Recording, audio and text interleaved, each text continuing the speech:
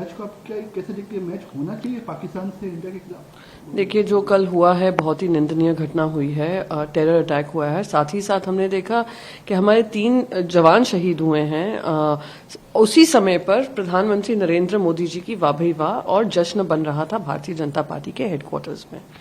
BCCI ने कोई निर्णय लिया। इंडिया पाकिस्तान का मैच कुछ दिन पहले भी हुआ। अब इंडिया पाकिस्तान का मैंने तो हमेशा विरोध किया है कि जब आतंकी माहौल बनाती है पाकिस्तान तो उनके साथ किसी तरीके का संवाद नहीं होना चाहिए। स्पोर्ट्स ग्राउंड पे हो या किसी सोशल ग्राउंड पे हो, किसी कल्चरल ग्राउंड पे हो या किसी तरीके का बायलैटरल रिलेशनशिप हो। पर भारतीय जनता पार्टी वो सरकार है जो पहले कहती थी कि 56 इंच का सीना दिखाएंगे और अब उनके साथ गलबैया किया था प्रधानमंत्री नरेंद्र मोदी जी ने। बगैर न्योते के प्रधानमंत्री नरेंद्र मोदी जी पाकिस्तान उतर चुके हैं पाकिस्तान के प्रधानमंत्री से मिलने। उनकी माता को शॉल भेजी थी उन्होंने अपने इनॉग्रेट जब प्राइम मिनिस्टर ओथ टेकिंग थी उस समय पे उनको न्योता भी दिया था। तो ये वो पार्टी है जो बोलती कुछ और है, करती कुछ और है। और पाकिस्तान का जो मैच है, अगर मैच होता है इसके बाद तो हम उसका विरोध करेंगे। मैम, जिस तरीके से कल मीटिंग हो गई इंडिया अलायंस की कमेटी की, उसमें जिस तरीके से बीजेपी नेता का जो बयान आ रहा है वो कह रहे हैं कि जो गठबंधन है वो चोरों का है और करप्ट पीपल का है, तुष्टीकरण की राजनीति पे विश्वास करने वालों का है। और वही नीतीश राणा जो बीजेपी के जो नेता है वो भी कह रहे हैं कि क्या हिंदुओं को खत्म करने के लिए गठबंधन बनाए, सवाल उठा है। बड़ा गंभीर आरोप लगाए जा रहे हैं। ये ऐसे तिलमिलाए बौखलाए हुए लोग हैं, खिसियाए हुए लोग हैं जो खुद 38 दलों के साथ अपना एक गठबंधन बनाया हुआ है और उसमें गठबंधन को करप्ट होने की जरूरत नहीं है। एक ही इंसान काफी है जो एक ही परिवार की मदद कर रहे हैं और वो है नरेंद्र मोदी जी। जिस तरीके से हमने उनका कार्यक्रम देखा है, अदानी बढ़ाओ अदानी बचाओ कार्यक्रम, वो देश के सामने है। रही बात जो हर इनके नेतागण बोल रहे हैं, थोड़ा हास्यास्पद है। जितना इंडिया अलायंस आगे बढ़ रहा है, इंडिया का गठबंधन आगे बढ़ रहा है और वो देख रहे हैं, पहले कहते थे जब पहली मीटिंग हुई थी कि ये विवाद से ही खत्म हो जाएगा, ये लोग आगे मिल ही नहीं पाएंगे, इनके किसी तरीके का इनका जो अलायंस है चल नहीं पाएगा। रोज अटकलें लगा रहे हैं, पर हमारा जो अलायंस है अच्छे से चल रहा है, उस पर चर्चा हो रही है। सीट शेयरिंग की बात हो या कौन कितनी सीट्स पे लड़ेगा, हर तरीके से उस पर चर्चा हो रही है। तो ये खिस्साए हुए हैं। मैम, जिस तरीके से ईडी कार्रवाई कर रही है, चाहे वेस्ट बंगाल की बात करो या बिहार में बात करो, जिस तरीके से अभिषेक बनर्जी या फिर जेडीयू के जो नेता उनके एमएलसी के ऊपर कार्रवाई की जा रही है, तो ये कैसे देखते हैं आप? देखिए, मैंने आपसे पहले कहा था कि 38 पॉलिटिकल अलायंस है, पर एक्चुअली इनके साथ 41 अलायंस है। 41 कैसे हुए, आप 3 और गिन लीजिए। 39th हुआ इनका ईडी, 40th हुआ आईटी और 41st हुआ सीबीआई। इंडिपेंडेंट एजेंसीज को अंडरमाइन करने का काम, उनको दुरुपयोग करने का काम, उनको विपक्ष के नेताओं पे करने का काम जो हुआ है वो जनता देख रही है। और खुद के जो इतने सारे जो लोग हैं जिन पे इन्हीं ने आरोप लगाए थे, जैसे ही भारतीय जनता पार्टी में जुड़ते हैं वो उनको क्लीन चिट दे दी जाती है। कोई इनसे पूछे अजीत पवार जी पे किसने आरोप लगाया था? 70,000 करोड़ का घोटाला करने का आरोप तो खुद प्रधानमंत्री मोदी जी ने लगाया था। 48 घंटे में वो भारतीय जनता पार्टी के गोद में आ बैठे, उनको क्लीन चिट मिल गई। इसी तरीके के अनगिनत नाम हैं जिनको क्लीन चिट मिल गई है या उनका जो इन्वेस्टिगेशन है ठंडे बक्से में चला गया है। तो भारतीय जनता पार्टी ऐसी पार्टी है जिन्होंने करप्शन को आगे बढ़ावा दिया है, जिन्होंने एजेंसीज का दुरुपयोग किया है। और जैसे मैंने कहा, उनका अलायंस जो बना है 38 पार्टीज का अलायंस नहीं है, 41, जिसमें से 3 एजेंसीज इंक्लूडेड हैं। सदा सरवणकर जो शिंदे गुट के जो नेता है, उन्होंने बयानबाजी की, उन्होंने बयान दिया कि उद्धव ठाकरे ने मुझे आदेश दिया था कि मनोहर जोशी के घर पे जाके शनिवार को कॉल आ गया कि मुझे पेट्रोल। देखिए, मैं गद्दारों के बारे में चर्चा नहीं करना चाहती हूँ या गद्दारों को तवज्जो नहीं देना चाहती हूँ। और ऐसे गद्दार जिन्होंने पीठ में खंजर घोंपने का काम किया हो, वो अनर्गल बयानबाजी करते हों, तो ना मैं मानती हूं कि उसका तुष्टीकरण, उसका किसी तरीके का संवाद होना चाहिए, ना उसका जवाब देना चाहिए। आखिरी सवाल ये कि मराठा आरक्षण को लेकर सरकार कितना गंभीर है? कल एक वीडियो वायरल हुआ था जिस तरीके से आपने उसके बाद सफाई भी पेश करी सीएम शिंदे ने, लेकिन कैसे देखते हैं? शर्मनाक है, बेशरम लोग हैं जो मराठा लोगों का जो लड़ाई चल रही है उसकी मजाक बनाते हों, उनको झूठे आश्वासन देते हों। देवेंद्र फडणवीस जब विपक्ष में थे कहते थे मैं 24 घंटे में आरक्षण दे दूंगा। क्या हुआ उनके 24 घंटे को? आप यहां पे आकर उनका मजाक बना रहे हैं और उनसे उम्मीद करते हैं कि वो आप पे विश्वास करें। शर्म आनी चाहिए, चुल्लू भर पानी में डूब मरना चाहिए।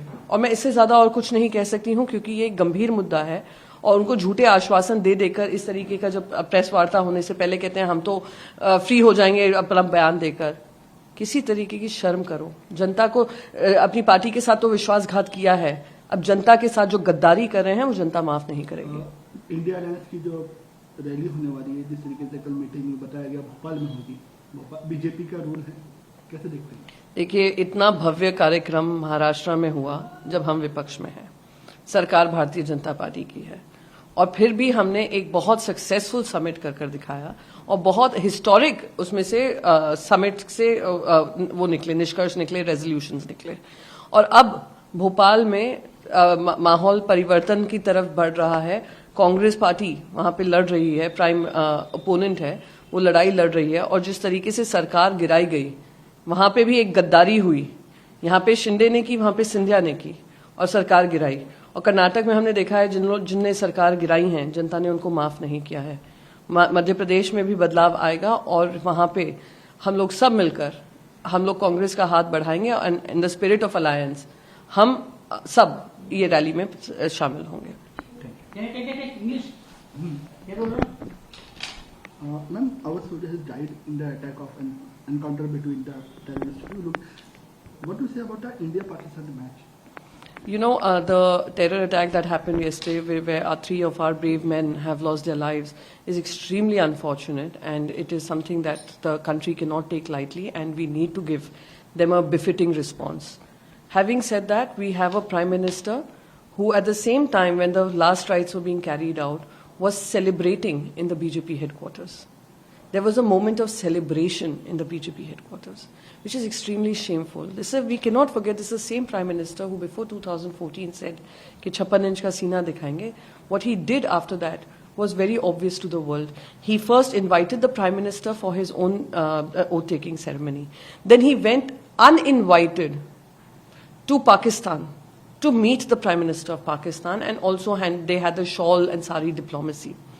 Now we are seeing a situation where India-Pakistan match was being played. The same party which used to oppose this when in opposition continues to have matches along with Pakistan. And considering Pakistan continues its nefarious activities and its terror activities, I wonder why are we having this match?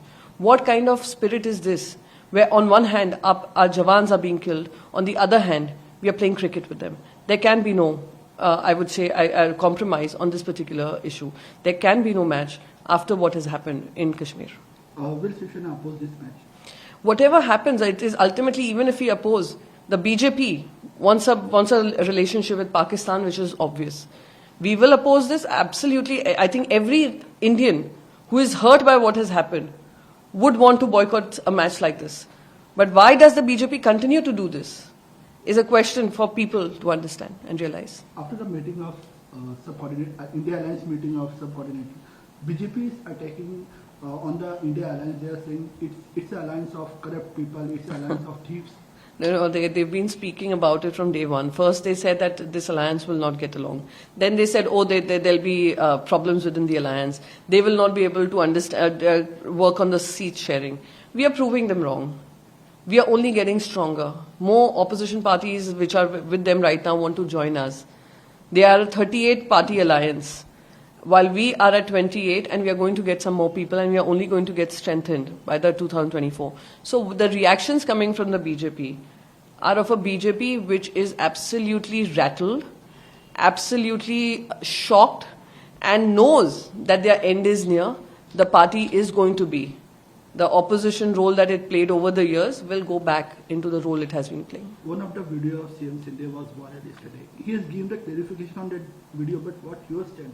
No, it's shameless. Absolutely shameless. Totally disregard of people and disregard of the commitment as a government.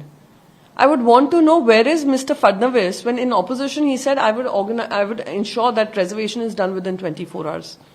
He's been in the government now for many days. It is extremely shameful, and his explanation is that the video is doctored.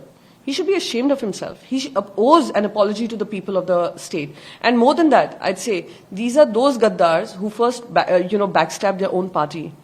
Now these are those gaddars are proving to backstab the people of Maharashtra with their false promises, false commitments, and mocking the plight of the Marathas, mocking their protests, mocking their struggle for a reservation. Shame on him and shame on the government. Last question. In yesterday India Alliance meeting, one of the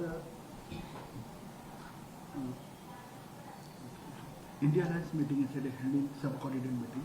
In that it is told that in Madhya Pradesh, in Bhopal, the next rally will be held. So how you look at the rally? No, this is going with the spirit of what the alliance has come forward with, and actually rattles the Bharatiya Janata Party some more.